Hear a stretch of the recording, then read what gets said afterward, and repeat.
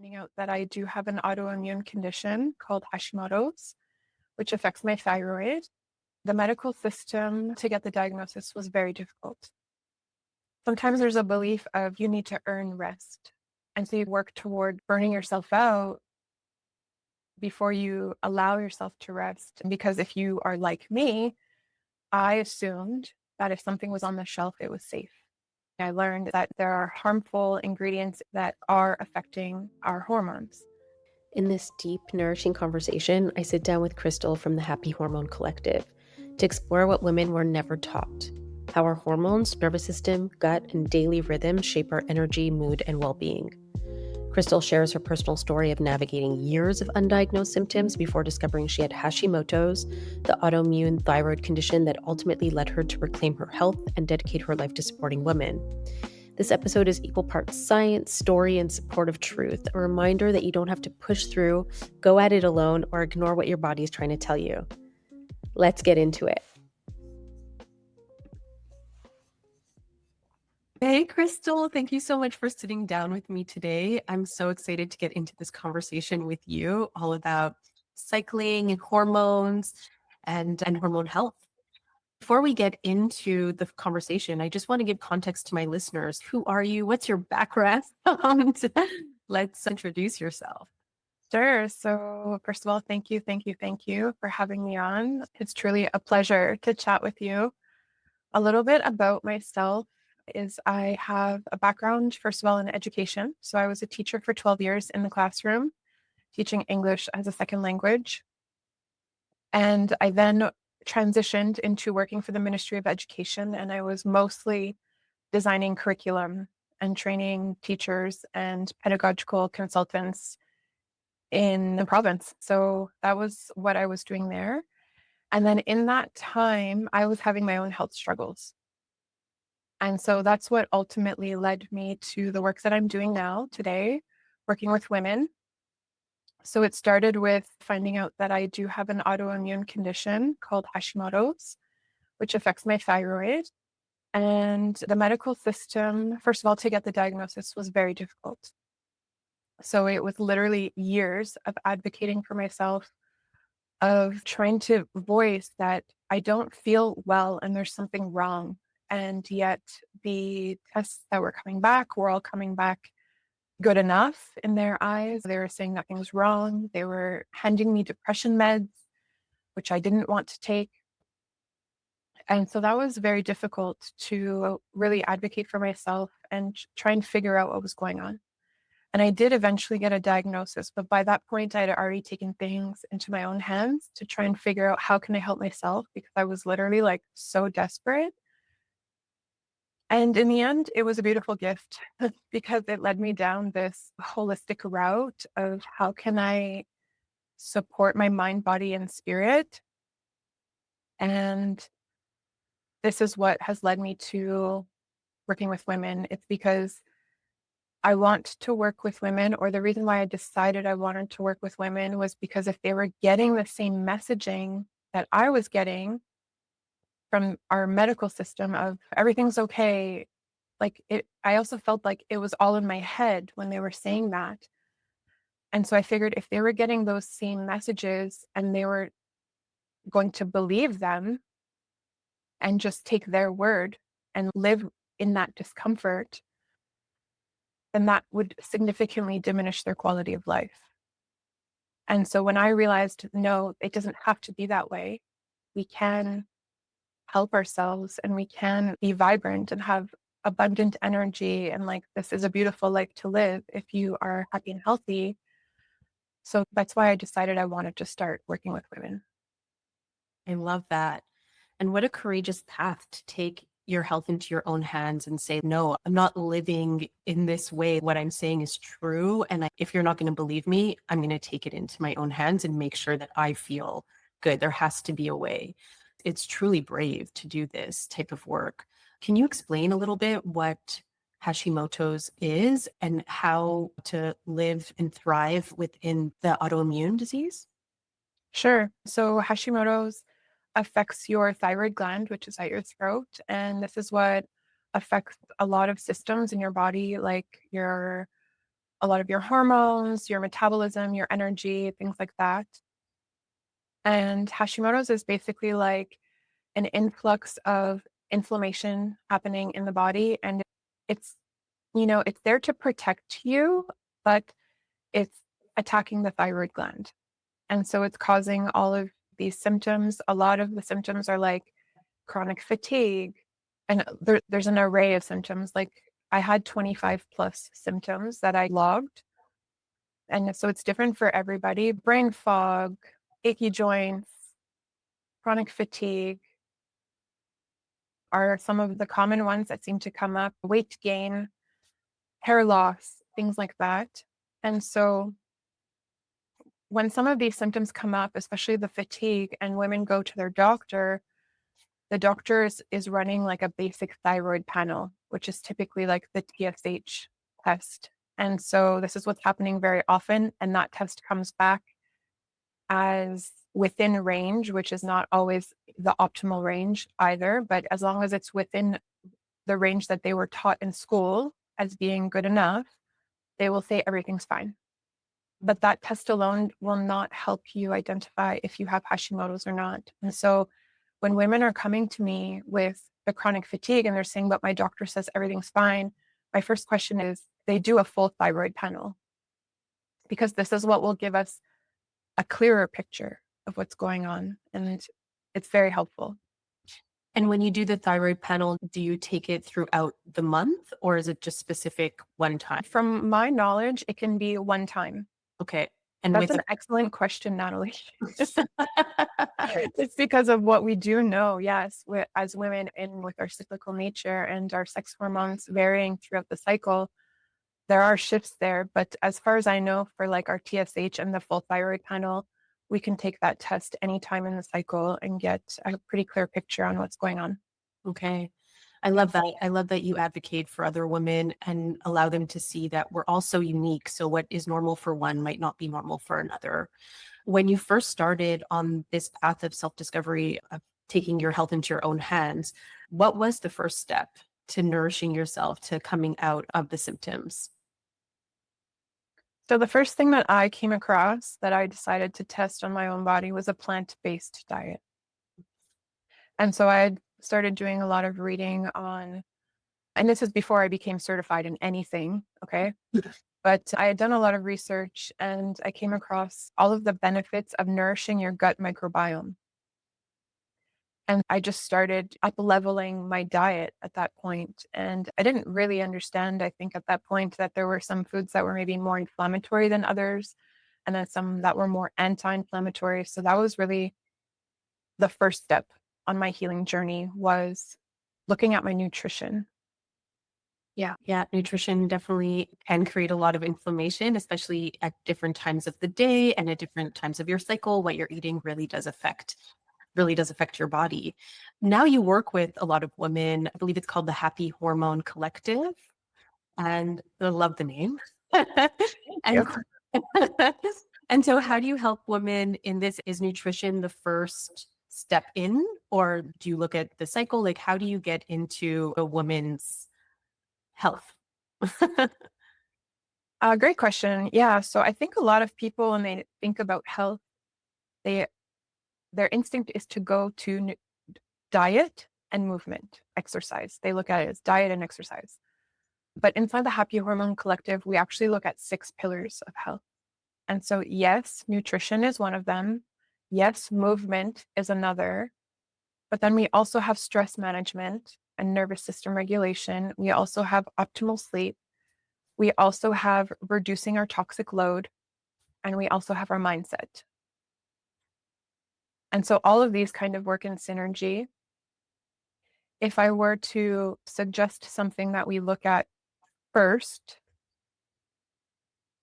well, there's a few things, honestly, that I feel like have a greater impact. So I don't know if your listeners know about the hormone hierarchy.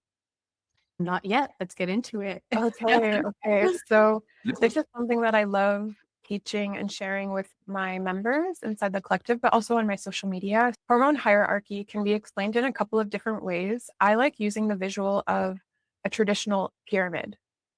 and with the base of the pyramid being all about cortisol and insulin. And so, if we can support those two hormones at the base of our pyramid, this is creating a solid foundation.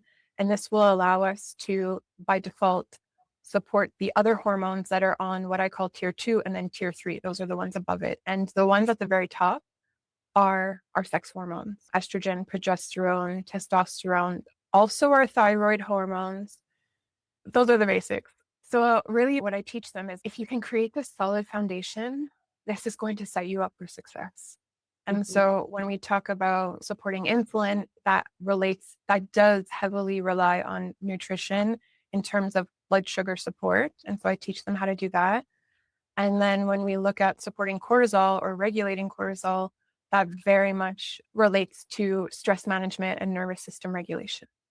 And then if I were to add in a third thing that supports all of our hormones, it would be optimizing your sleep. Mhm. And why is optimizing sleep important?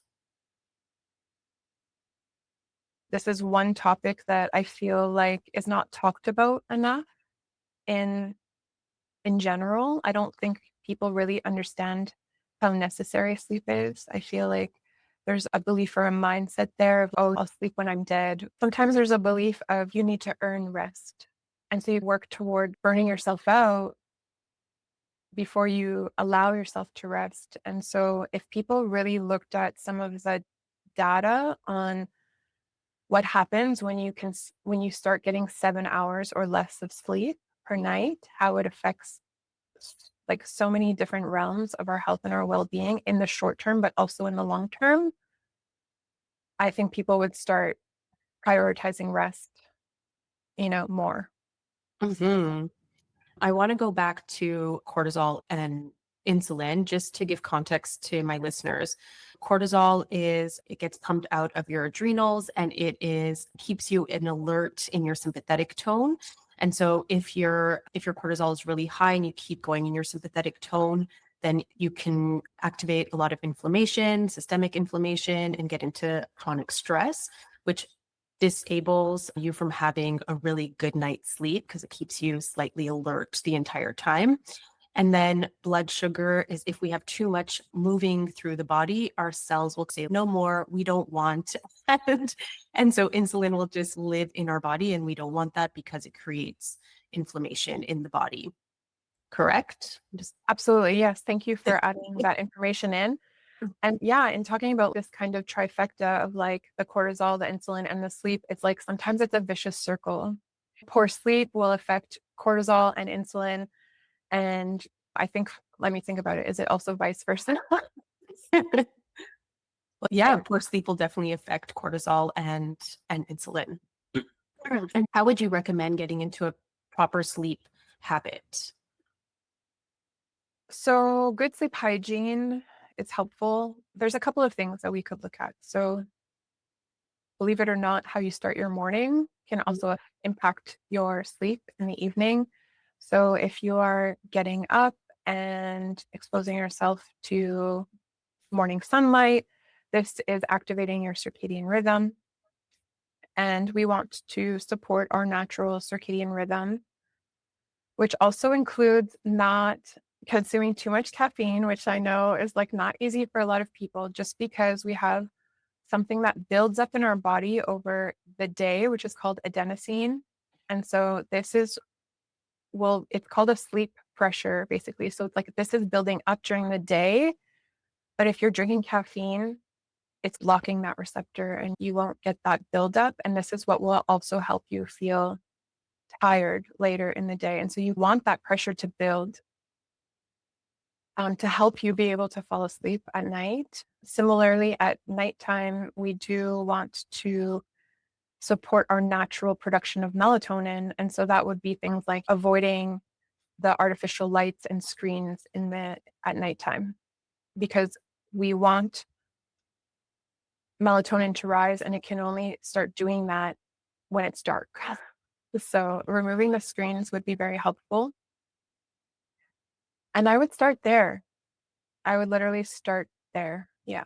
Those are great, great tools, great habits to start integrating into your life. Easy enough to just move into that creating good sleep habits. What's really interesting is that the melatonin piece. I've been reading a lot of research about melatonin and how it gets produced. And interestingly enough, research is saying that serotonin is the precursor to melatonin.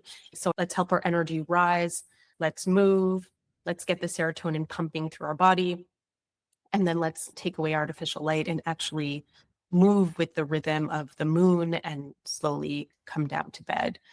So I wanted to get into the nutrition because a lot of the serotonin is built in our gut, right? And so if our digestion isn't well, if we have a lot of stress moving through our body, if there is a lot of inflammation, how do we get into our gut health?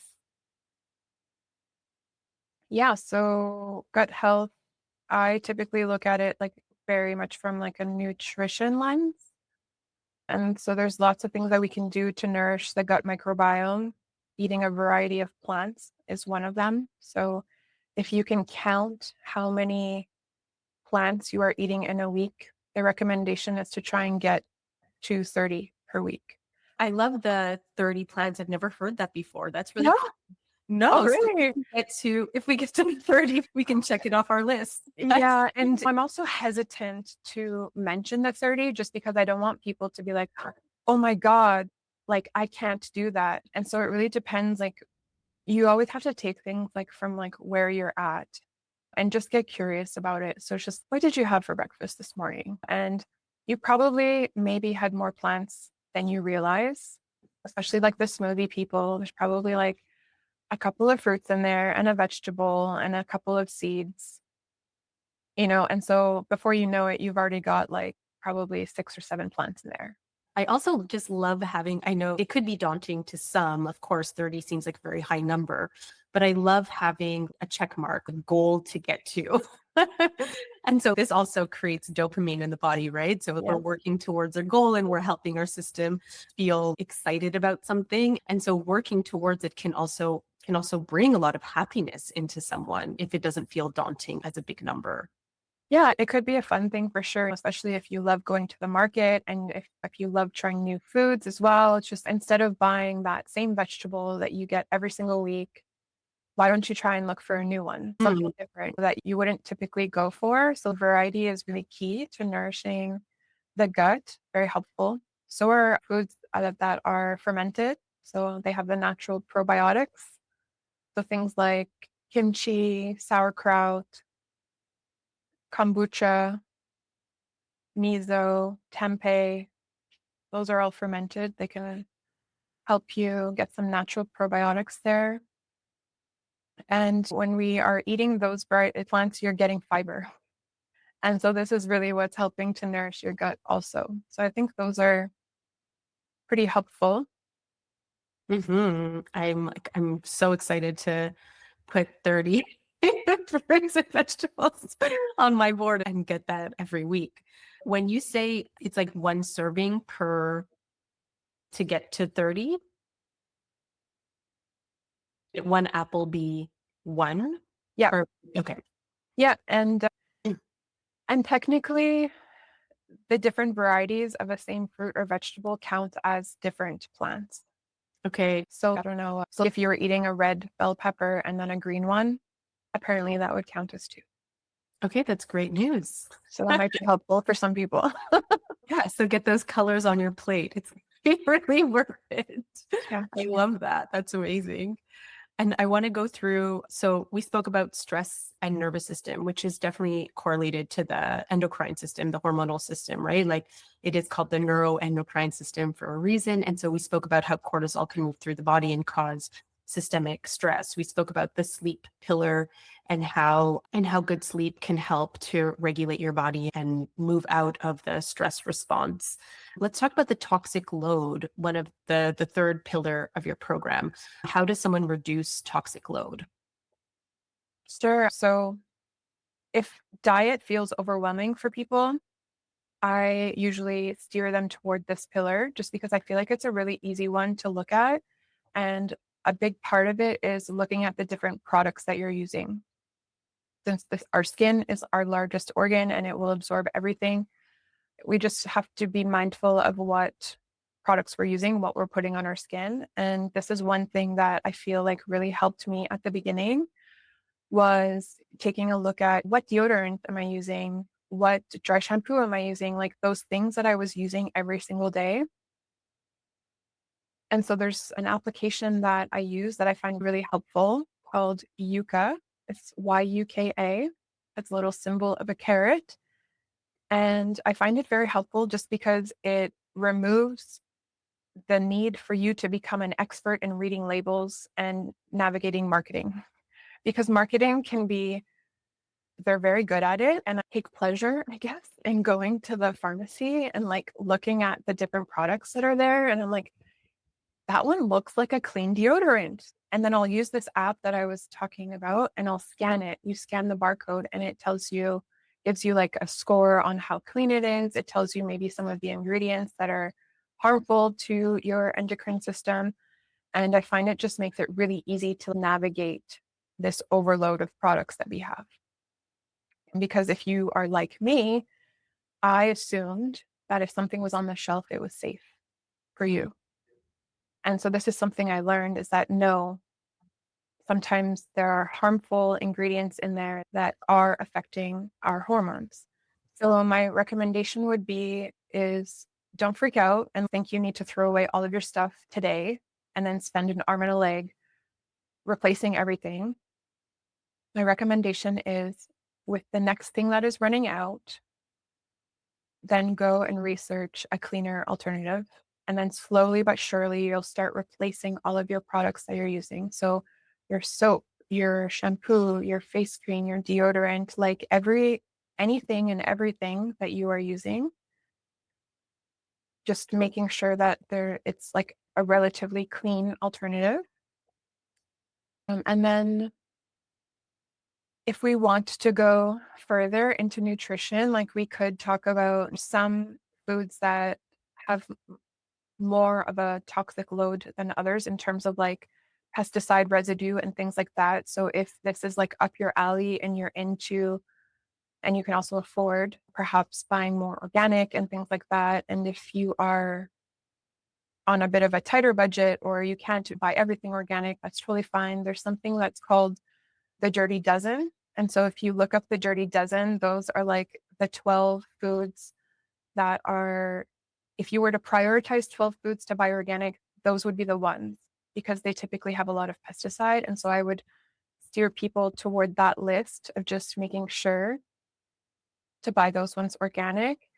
And then because toxins do accumulate in the body, we would also talk about like ways that you can help release toxins from the body. I love that. There's so much goodness in what you just said. I want to touch back on what you said about if it's on the shelves, then we feel that it's safe for us, right? I had the same feeling growing up. I was like, why would they put stuff out there that wouldn't be good for us? And recently, I came across a book that was talking about what actually goes on shelves and how much they test products. And one of the things that made my jaw drop was that they don't test it on women. A lot of the products that we see on shelves, they don't test on women. And so we become beta testers. And so after about a year of being on the shelf, you'll see a lot of things come off the shelf because of the side effects that are happening in women's bodies. So 100% definitely get an app or do some research before you buy products, because yeah, a lot of companies are not looking out for our best interests. And that's so important. I also love the low barrier entry, the no danger zone that you feel when I'm talking to you. It's not about going out and changing everything now. It's just doing it slowly and mindfully so that you can integrate it into your life and not feel like you're doomed from the beginning. I love that approach. I think that it feels so safe. Like just hearing you say it, I was like, oh, that's so nice. I'm not being blamed or shamed for not taking care of myself for what I didn't know. I'm only now going to learn and take care of myself because now I'm just learning about it. So I think that's really beautiful and must feel really nice for your clients to feel that and feel that safety within you, that warmth. So thanks for just saying it like that. It feels so good. Another thing that you said that I thought was really smart is the dirty dozen, right? Just to take care of those, like those 12 veggies and fruits that might be really toxic to us, and to go out and just make sure that those 12 are the ones that we're buying. Again, low entry point, really easy to integrate. I love your approach. I had ulcerative colitis. I was able to put it into remission. And I remember I don't know if this is disgusting, but I love this stuff. So when I was figuring out my own health and just trying to not take the steroids that the doctor gave to me for life, I was like, okay, I need to figure out a different plan. And so I went to a clinic that did colonics. And in the colonics, they had this little screen and I could see what was coming out of me. And she was like, oh, there's a pesticide, there's a pesticide, there's a pesticide. And I was like, holy moly. I was what's the host of all these like worms and pesticides, and I had no idea. And that was causing so much inflammation in my body, not to mention the plaque that was coming off of my intestines from all the years of not eating properly and having really not the right relationship between my omega-6s and my omega-3s. But yeah, so I learned a lot about nutrition through that experience. And I was like, okay, I got to take really good care of my health because it's gross what can happen in there. Yeah. And no, I don't think it was too much information. Like that kind of stuff like fascinates me as well. Like definitely. Okay, amazing. Thanks for listening. So yeah, Let's get back to your work. sure, let's do that. So community seems to be a really big part of your work. When I check out your Instagram, when we talk, it's the way that you reach out, the way that you talk to people, the way that you bring people into the collective seems so warm and caring. How does the community help the women in your group? First of all, thank you for acknowledging all of this. And it's always so interesting to see other people's perspective of you and like how you're showing up in the world. And so it always warms my heart when people share that with me. And then in terms of the collective, you can re-guide me if I don't actually answer your question. But in terms of the collective, it came to be just because a lot of my own healing journey was done alone and in isolation. And that was very difficult. And I see the power of what happens when women gather together and, what is possible when we are in each other's energy and aura and wisdom. And so this is a piece of the collective is you are not alone. We are here to support you and to support each other. And that's the collective. It's you alone. I love that. I remember getting diagnosed with my menopause diagnosis many years ago and asking doctors and the nurse practitioners, is there a community? Is there someone that I can talk to just about what I'm going through? And when they said no to me, I felt so alone. I felt so just like in this bubble of dis-ease of just feeling like I could never get through it. Like the hole was getting deeper and deeper. And so to provide community, to provide women with just, I think, sorry, I'm getting a little bit emotional, but to provide that platform where women can talk to each other and guide each other and just share. It's truly powerful. It's so empowering to women to feel like, oh yeah, I'm not alone. I don't feel these symptoms just in a box by myself. We all feel not the same, but we hold each other in our feelings and we don't let anyone feel like whatever they're feeling is not real anyways. But to say that's really beautiful. I love that. And so I just want to go back to the pillars. So we spoke about the stress, the sleep, the toxic load, the nutrition. I would love to talk about mindset and exercise. So in terms of the mindset, what is the characteristics of bringing someone into the mindset of taking care of their hormonal health? Great question. So I think, first of all, the women that are approaching the collective are sensing that there is something that needs to change. And they are not necessarily in the mindset yet of, that rest is okay and that I'm allowed to do things differently but there's like an examination of our beliefs that we need to take a look at. Sometimes these are rooted in things that have happened in our upbringing, and it impacts how we show up in the world. Are we pushing through because we were taught that, like, you have to do the thing and you have to be independent and you don't ask for help because you can do it on your own and you just keep going and go. And so there's like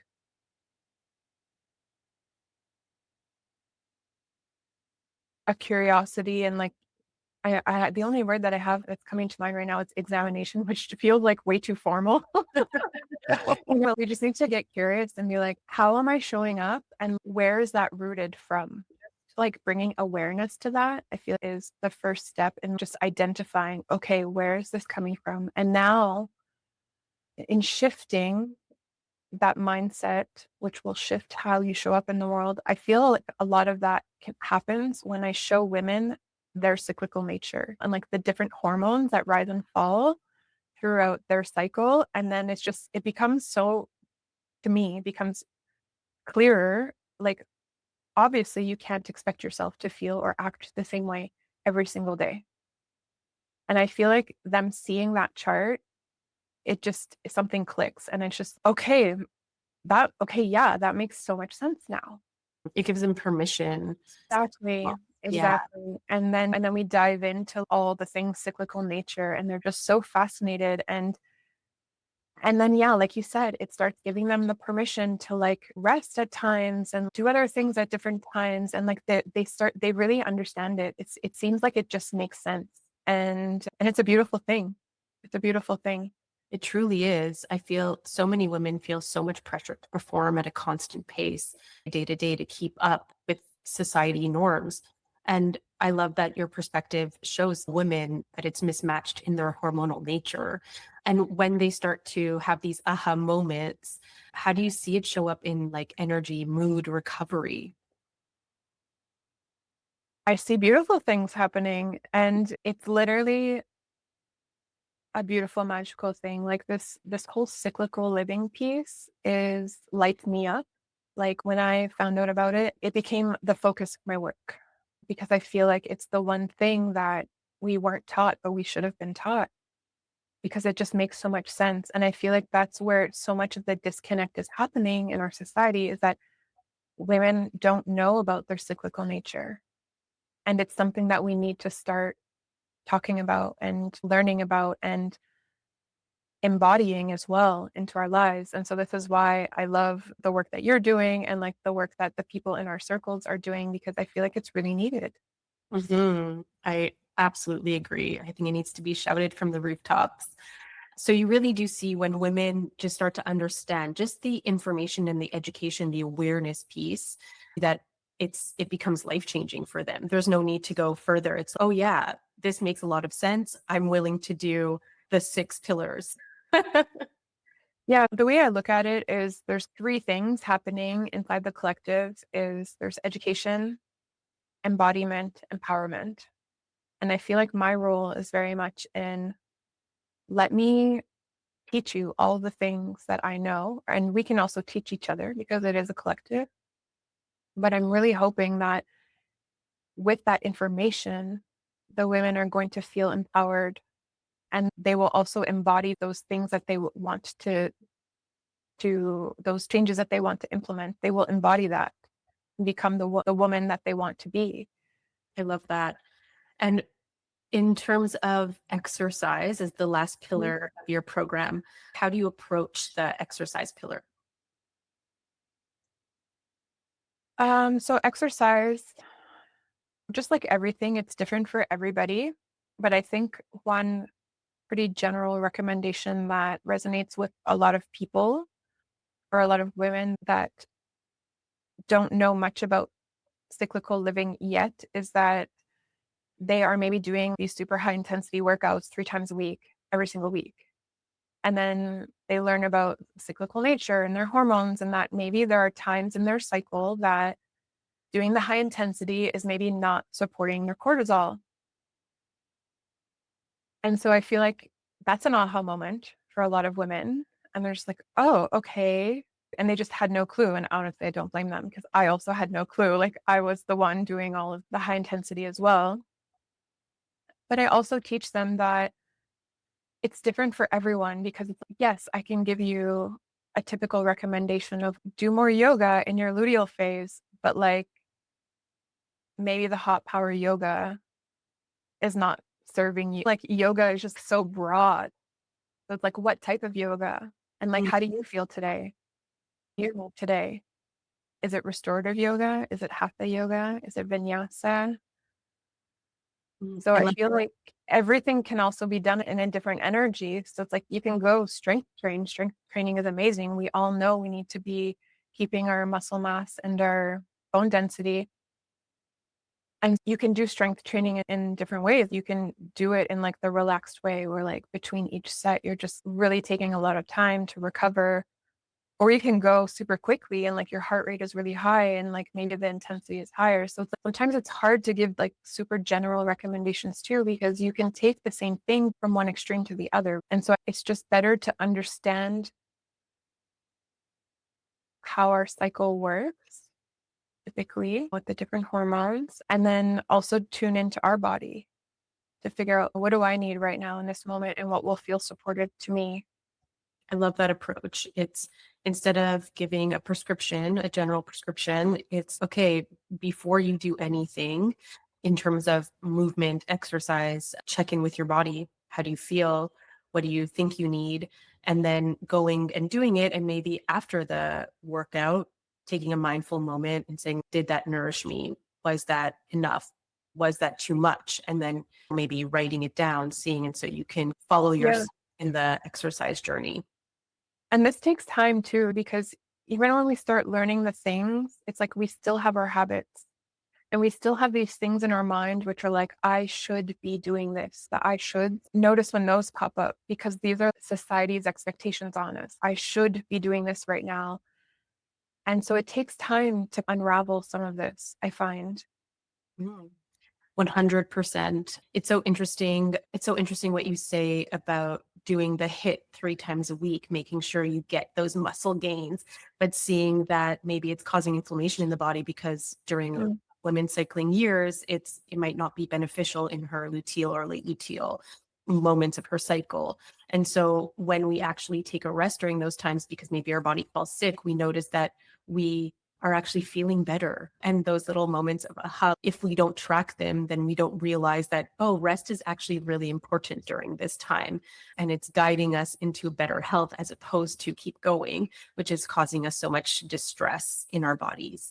So that's a really good point to look at which part of your cycle you're in, what habits you're creating for yourself, but also taking time to unwind them because none of us are perfect and we're all learning and we're all learning how to be a part of our body, like to come home into ourselves and be okay with saying no or creating boundaries around maybe that's not for me. There is some pressure sometimes. A lot of women like to work out socially, right? And so sometimes we want to say yes to the spin class or to the HIIT class because our friends are going and we don't want to miss out. So what would you say to that woman that's in her luteal phase? So after ovulation, her body wants to rest, ATP isn't as high, and but she's, I want to hang out with my friends. I would say go hang out with your friends and have a tea. I don't know. Go hang out with your friends at a restorative yoga class. The other thing that I learned is maybe you still want to do the like exercise class, but maybe the hour is too long for late luteal. Do the thing, but maybe cap it at 30 minutes. And so this is not always possible. If you can and you really still want to do the thing, like it's really feeling like you need to do this, go do it, but maybe do it for less long. I love that. Like that's a good compromise, right? Yeah, I love that suggestion. I love that suggestion of saying you don't have to say no, go, but do it at your own pace. And maybe tell your friends beforehand, hey, I'm really low energy. I want to hang out with you, but don't make fun of me because when I do this workout, I'm going to sit for most of it, but I just want to Yeah. be around you. And I think that's such a great compromise. You don't miss out, but you also honor your body and your needs. Yeah. It might be like a little bit difficult depending on like the class that you're attending to like just pick up and leave or not do half of it. That's hard also sometimes on the ego. So it depends on the situation. But I used to do it sometimes for an eccentrics class where they would naturally transition to floor work after, and they're getting their mats out and I was getting my water bottle and leaving and be like, hey, bye. But yeah, if it's like a vinyasa yoga class, you could totally just take a really long shavasana. And most senior teachers will say it at the beginning of class. If you need to leave, if something doesn't feel right, if you want to take a break, you do. So they give you that permission inside of the class. I also want to go back to what you spoke about, because I think it's really important to understand that there are so many different types of yoga. There are so many different types of workouts. So when someone tells you, oh, you're in your luteal phase, you're not as energetic, go do yoga. It's okay. Wait a minute. What type of yoga are we really talking about? So really getting specific with what you're recommending to someone and not just giving them a general overview. I think that's really smart. Okay. I want to do a little lightning round. Is that okay? Yes. Okay. So, Kristal, one word to describe how you feel today.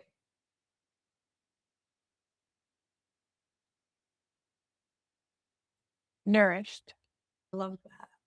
Your current phase and what it's teaching you. Luteal phase. It is teaching me to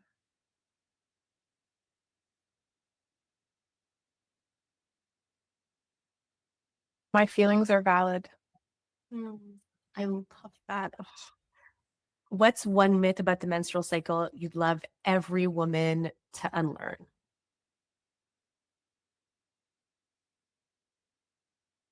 Just one, Natalie? Okay, good call. You can name two. I would love for women to understand that they are not expected to feel or act the same way every single day, and that there is immense power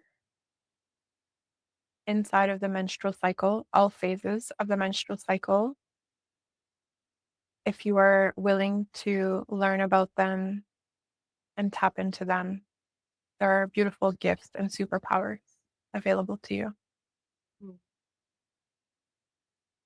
Thank you so much, Kristal. This has been such a wonderful conversation. Before we close, I want to let you know that Kristal and I kept talking after we stopped recording, and it led into an incredible conversation about birth control. So we decided we need to have another episode together. We're diving into a huge piece of her story, hormonal birth control, how being on it for over 16 years affected her body, her autoimmune journey, and what she wishes every woman knew before starting or stopping it. We'll talk about nutrient depletion, gut health, why so many of us don't get the full picture in the doctor's office, and how she now supports women who want to come off birth control or use it more consciously. So if you're on the pill, an IUD, thinking about it, or wondering how it might be linked to your symptoms, make sure you tune into part 2. That's it for now.